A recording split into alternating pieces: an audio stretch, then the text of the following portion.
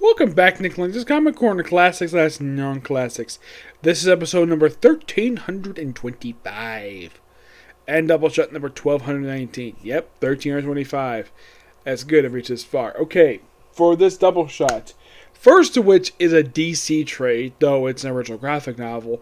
And the other is a trade that collects a miniseries I've really wanted to talk about for the past 2 to 3 years.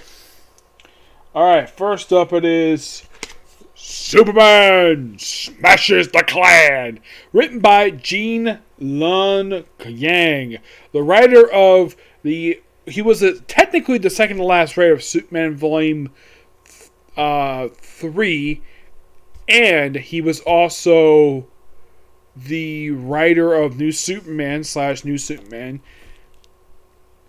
Justice League of China. Yes, they mention here he's writer of American Born Chinese. I've never read American Born Chinese. Now, the interesting thing with this particular original graphic novel, it's a graphic novel for young readers. But I got this peeled because I had heard about this kind of a story.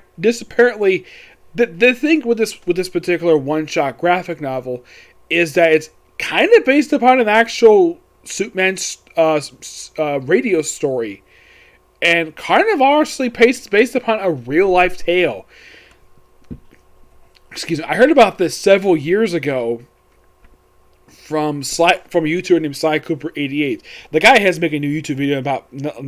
Last time I made a YouTube video that I can think of that actually was noteworthy to talk about was about 4 or 5 years ago. Yeah, one thing I'm interested in his channel was his series Heroes So Cool but Awesome. It was Lesser Heroes who were awesome. That series, which that was pretty interesting series to watch, and then he decided to stop for some stupid reason. Yes, he also did a couple. I think it was him or F.W. Waller. He was another YouTuber I got into. This was about almost 10 years ago. This happened, where there was this story basically that he told about a couple really interesting stories related to Superman. One about a guy who actually found the plans of the Ku Klux Klan and made it into a radio story where Superman defeats the KKK in the 1940s. And apparently the Ku Klux Klan, who apparently were planning something really big, decided to abort the plan because Superman found out about it. Yes, though another story involving like some couple who are basically in debt just happened to find completely at random in their house a perfect mint condition of Action Comics #1, where they contacted DC Comics. They sent one of their historians out and proved, yeah, this is a genuine article. And they sold that comic, and what did? They paid off their house and got out of debt. So this is basically loosely inspired by that story. The story takes place in 1946, obviously. And you're probably reading this and you're probably thinking, this guy called the Atomic Man. If you're curious though what the heck this guy is, he was actually a villain from the old Superman cartoons from the 40s. Those short cartoons. I've seen them. These really short cartoons. They're only about 15 minutes. They're really short and done in a very cheap animation style. Unlike, you see, in the past 80 years, animation has gone a lot better. As a matter of fact, there's a short film called Superman vs. Atomic Man. This is presumably set after that, per se, or at least set in the same universe. Now, Superman is in this story, but he is not technically the main character. He does show up here time to time, but focuses on a family known as the Lees. They are a Chinese family. Yes.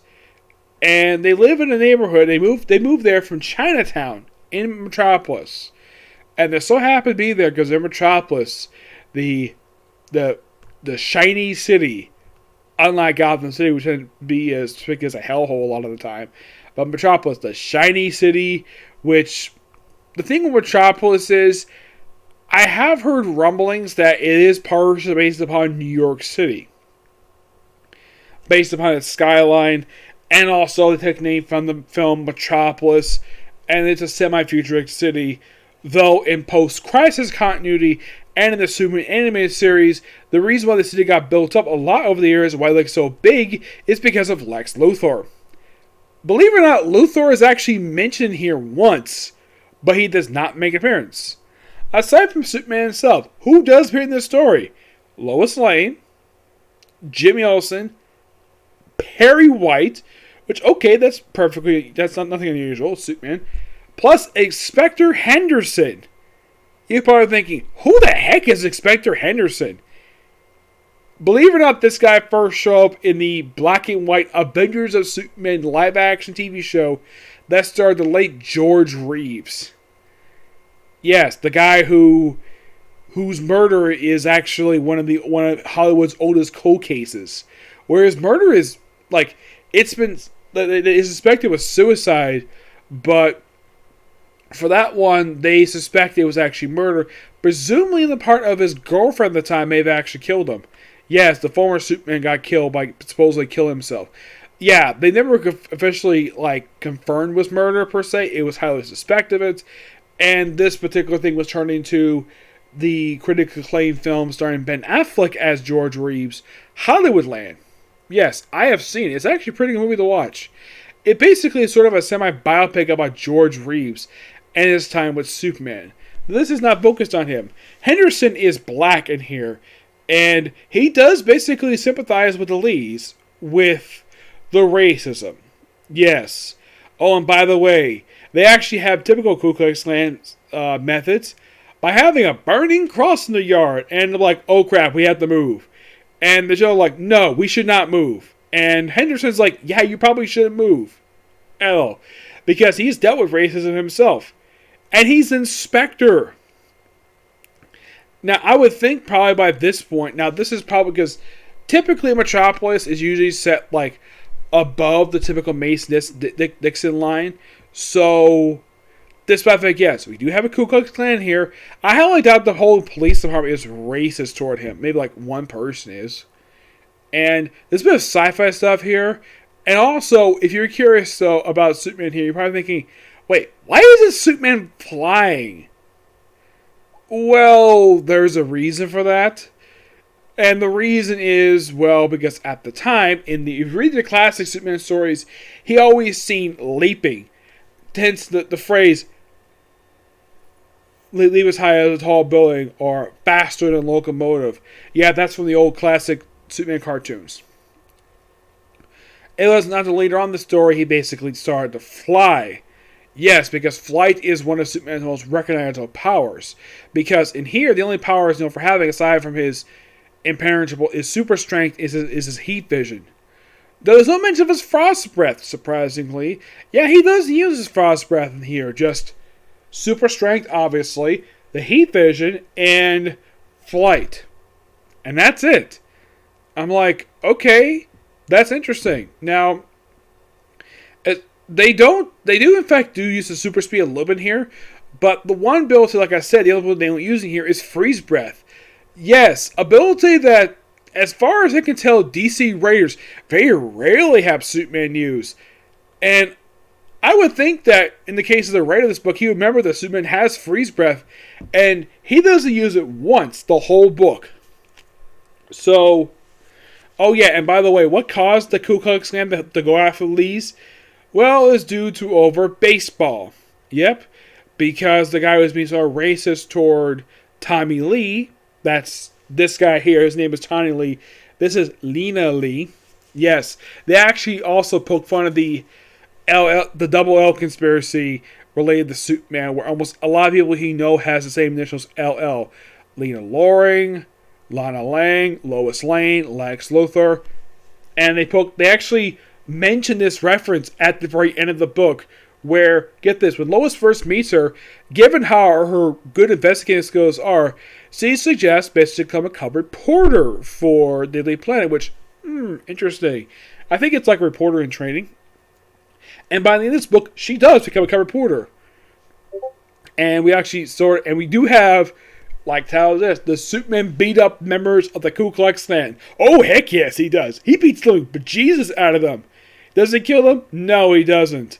There's a guy called the Grand Scorpion, wears this green suit, And it turns out this guy is actually a traitor to the country. Not due to traitor of race. Like, apparently he was actually a Nazi. Yes, and he's a member of a race group like Ku Klux Klan.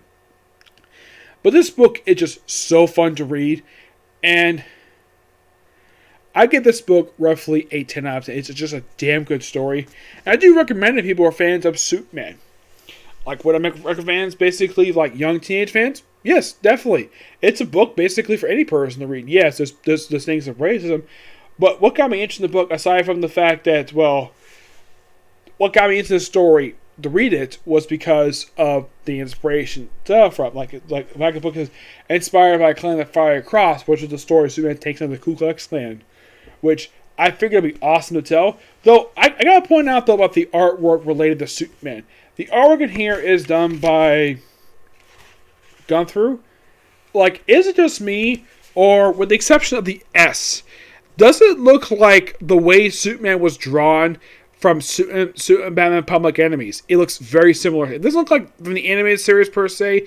It looks like it's like that, or maybe Young Justice. The S itself, I don't think he ever wore that back in the 40s. No, it's more like a golden S.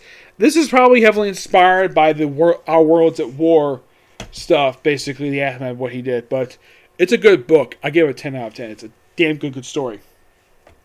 Next up is a story I have been wanting to talk about for the past few years. This is a book that I think a lot of people wanted to see happen, especially a lot of people not really big fans of what Bendis did, basically when he started his X-Men back in 2012. But this book wraps up that plot thread and ends an era for the X-Men. This is Extermination. Yeah, this book collects the 5-issue miniseries plus split the stinger pages that basically up to it. Now, the book itself was written by Ed Bronson. Yes, not Matthew Rosberg. There's actually a book just came out just not long before this. I'd say a year prior, where it was The Resurrection of Jean Grey, which later led to the X-Men Red series. Did this book lead to something? Yes, it did. As a matter of fact, this book actually ended at least about a year and a half, at least about a couple years worth of storytelling. Yes, this book was released, I believe, in 2018, I believe it was. Yeah, 2018. Roughly about 3 years ago. Now, the main crux of the story is that we finally end something that I think a lot of readers have been demanding for at this point for the last few years. Sending the original 5 teenage X-Men back to the past. Which is something that a lot of people have been basically begging Marvel to do because despite the fact that Marvel did a lot of despite Marvel writers had a fantastic job writing them, mainly Bendis did a good job writing them, Dennis Hopeless did a good job, I would say definitely Colin Bunn did a great job with them, and I guess Marvel must have figured though, yeah, 6 years is long enough, let's send them back to the past now. But here's the thing, when this book came out, this is like not long after Bendis left Marvel. My guess is they were eagerly waiting Bendis leaving Marvel for this to happen because as long as Bendis was at Marvel, this could not happen. But since he left, they did. And at the start of this series, we have death of Cable. Yes, Cable. People are thinking, death of Cable? Really? Oh yeah, really. They kill off Cable in the opening issue. Not the opening pages per se. Excuse me, but they also kill off, of all people, Bloodstorm. Yes, the storm basically Storm from the Mutant X series. Yes, they kill her off in the opening issue of the series, probably because they really want to send her back to the past. So they said they kill her off. So they later kill off the classic Cable. Yeah, this is what I referred to him like. This Cable, I referred to him as the classic Cable. Because when people think of Cable, people think of this guy right here. Not the other Cable, which Ed Bronson himself created this guy. And basically, our fan favorite Cable gets killed by this guy. Yeah, he kills him. By this guy here. Meet Kid Cable, as he was later dubbed as. Yes, Kid Cable. Technically not his first appearance, but first full appearance. Now, In the case of saying first for the original 5 Back to the Past, I think that was a given. Killing off Cable, I'm not sure why the heck Bronson thought it was a good idea. I mean, did Bronson not like the guy very much? It's possible. And plus, he decided to kidnap Mimic to take his wings. Because he really wanted to send Back to the Past. Now, you're probably thinking, is this kid Cable the main villain of this series? Oh, no, he isn't. The main villain of the series is Ahab. You're probably thinking, Ahab? You mean the guy from Moby Dick? Oh, no. The guy who worked for King the Conqueror. Yeah, and he's got a past with, well, with, of all people, like, here he is. Yes, Ahab. This guy right here. He's the main villain of the series. Because he really wanted to kill off the original 5 X-Men for some reason. So, Cable convinces them to send Back to the Past. Also in this miniseries, we see the reformation of X-Force. Awesome. Great. I think at the time this came out, it had been like a good 4 years since anybody's seen X-Force since the end of the Cy Spurrier series and back in 2014. Actually, no, I think it was 2014 ended. Yeah, I think it was like 2014, 2015. It'd been a few years. So, they brought this team back right after this event wrapped up. Yep. And the lab is quite small, but mostly it's partially some of the original classic members of the group. Heck, even Shatterstar is here. But the one character I kind of felt this dog got really shortchanged in this miniseries was Laura McKinley, a.k.a. Wolverine. I'm not calling her X-23 because that was a stupid regression. She does appear in here as a cameo.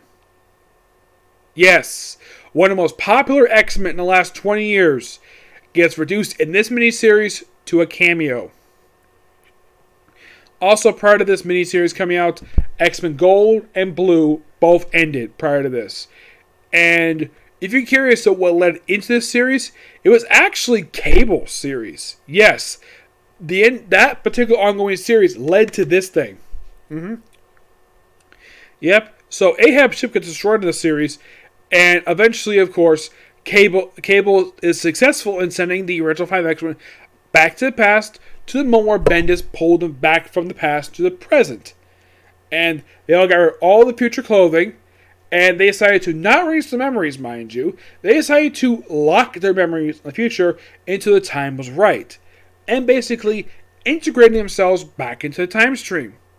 Okay, cool. And then we have the most jaw-dropping ending to this whole series, where you have Cable, the kid Cable.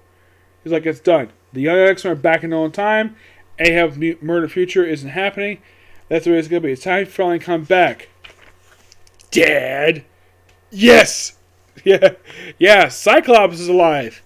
Now, you're probably thinking, prior to this, he had been dead at this point for 3 years. Yeah, he'd been dead for 3 years. How did he die? He got exposure to the Terrigen Mist, which is referred to as the Mpox. Yeah, being exposed to that, he got killed off in the Death of X-Men series. Excuse me. And that pretty much led to what happened with the Humans vs. X-Men. So, he had been dead for 3 years. And if you're curious, though, does this get explained? Does Ed Bronson explain this? No, this actually gets explained in the very first annual for the Uncanny X-Men volume that comes right after this. Uncanny X-Men Volume 5, which Ed Bronson does co-write the book with Kelly Thompson and Matthew Rosenberg, though Ed Bronson and Kelly Thompson do lead the book after the first 10 issues, and Matthew Rosenberg is the sole writer for the last 12 issues of that run. The book itself becomes briefly a weekly series for 10 issues. So, it's interesting, though, that this book led to 2 new ongoing series. One was X-Force Volume 5, which lasted for 10 issues before ending because of the Jonathan Hickman stuff. And, of course, we also have Uncanny X-Men Volume 5, which lasted for 22 issues, had at least one annual published, and a War of the Realms tie-in miniseries, also by Matthew Rosenberg. That's technically what the stuff led into. But oh yeah, I think this also had mentioning of like I think some of the plot threads here would lead into stuff related to Return to Wolverine per se, and the Wolverine Infinity Gauntlet. But that's simply it of what this book led into. But this book was definitely necessary to basically have, and it did wrap up basically a story thread that had been going on at this point for 6 years. And my guess is Marvel higher ups, like I said at the start of reviewing this, they want to do this because they probably didn't like the concept, but they probably couldn't say no to Bendis. But they probably figured, oh, Bendis is gone, so let's send back to the past. Let's do what the readers wanted, send back to the past. And they did. And if you're curious, though, is the events of this miniseries ever brought up again? No. It's basically just late. Even though it ends an era for the X-Men, mainly ending a lot of titles, just trimming it down to a couple because apparently it was like too many at this point, so they trimmed it down. I think the X-23 series was still being published at this point, but it did end, I think, in not long after this. The one book that ended just prior to this, aside from Cable, was X-Men Red, which ended after 12 issues, which is a mild reference to that because Jean Grey's bringing her team up from Atlantis. This book is actually pretty good. To get this book roughly I'll give it a 9.5 out of 10. It's a nice ending to this era, though. In case you're curious, though, however, I reviewed almost everything related to the X-Men franchise that's come out from 2012 to present. Most of it, yes, per se. The only things I have not reviewed is the 2 volumes for Iceman. I have not reviewed the 2 volumes that collect. I've not reviewed X-23, which is the 4th volume of the series by Miko Tamako, who's actually going to be writing Detective Comics soon. Let's see, I've not reviewed Cable yet, and I've almost completed Old Man Logan. Yes, so I reviewed most of the X-Men franchise that come out at this point, with the exception of a handful of books, but I've reviewed pretty much almost everything. Yep. But this book basically was a long time coming, and I got this book I actually ordered this book, came in just today.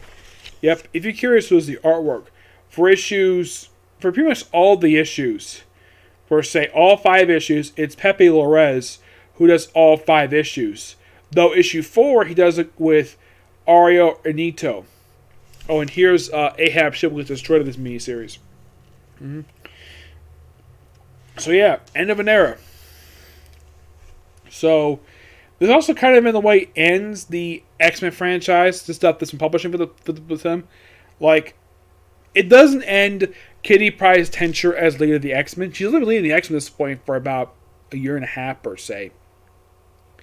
And she stops being the leader of the team once Ed Bronson leaves the Uncanny X-Men series, which came right after this. Yep, so you had some good stuff coming after this. You had Uncanny X-Men, you had X-Force, and then later on, Age of X-Men, which I reviewed one of the miniseries related to that. I haven't reviewed all of it, per se. It's just that, Age of X-Men is something that a lot of people probably didn't want, per se.